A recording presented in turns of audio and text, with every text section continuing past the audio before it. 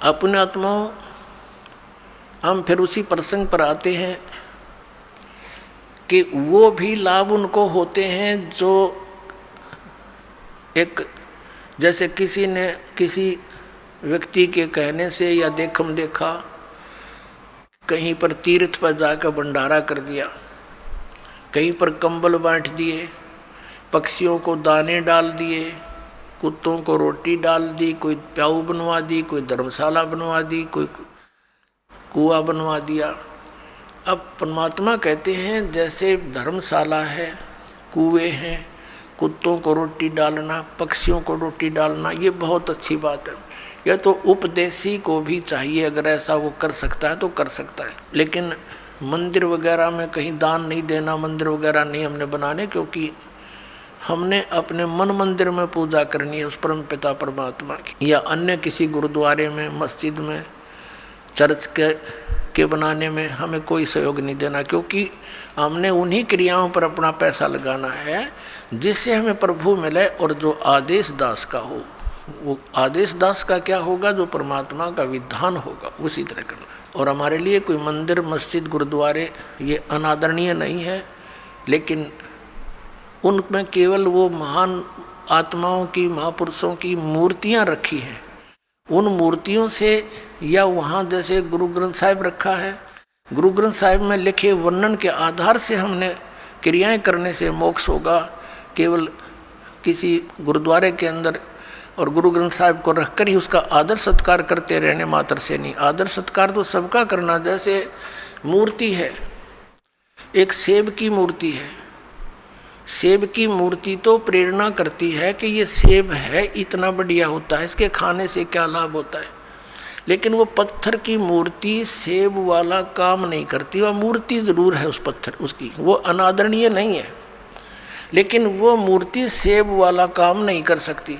जिन भगवानों की तुम मूर्ति बनाए रखे बैठे हो, वो मूर्ति वो काम नहीं कर सकती जो भगवान करेंगे।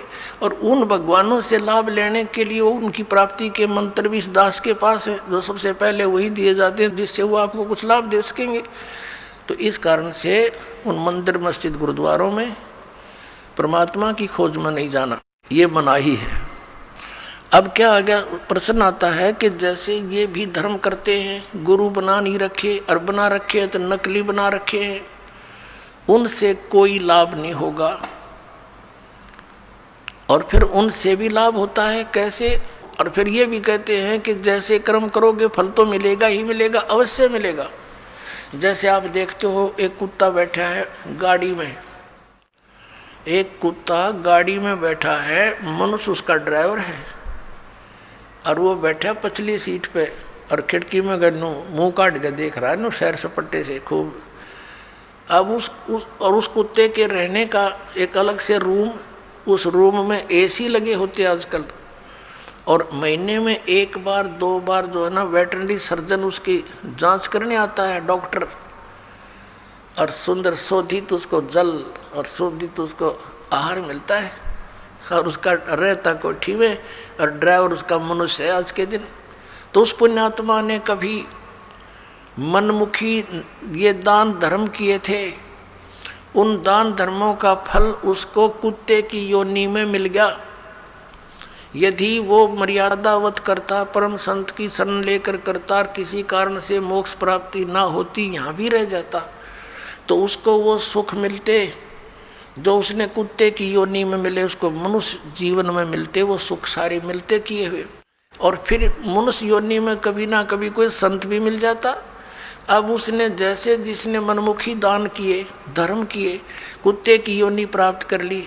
एक मनुष्य को सुविधा नहीं आज के दिन, ऐसे उन कुत्तों को सुविधाएं हैं। तो उसने सारा पुण्य अपना कुत्ते की योनि में खत्म किया, फिर बन गया सुअर। अब कौन उसने गद्दा में बिठा होगा, अब कहाँ से लाएगा वो सुविधाएं? तो इस प्रकार ये जो किया हुआ कर्म तो मिलेगा ही मिलेगा, लेकिन जो गुरु के बिना दान करते हैं वो इसलिए यूजलेस है, उसने तो जीवन नाश कर लिया। गुरु बिन माला फेरते, गुरु बिन देते दान, गुरु बिन दोनों निष्फल हैं चाहे, पूछो वेद पुराण।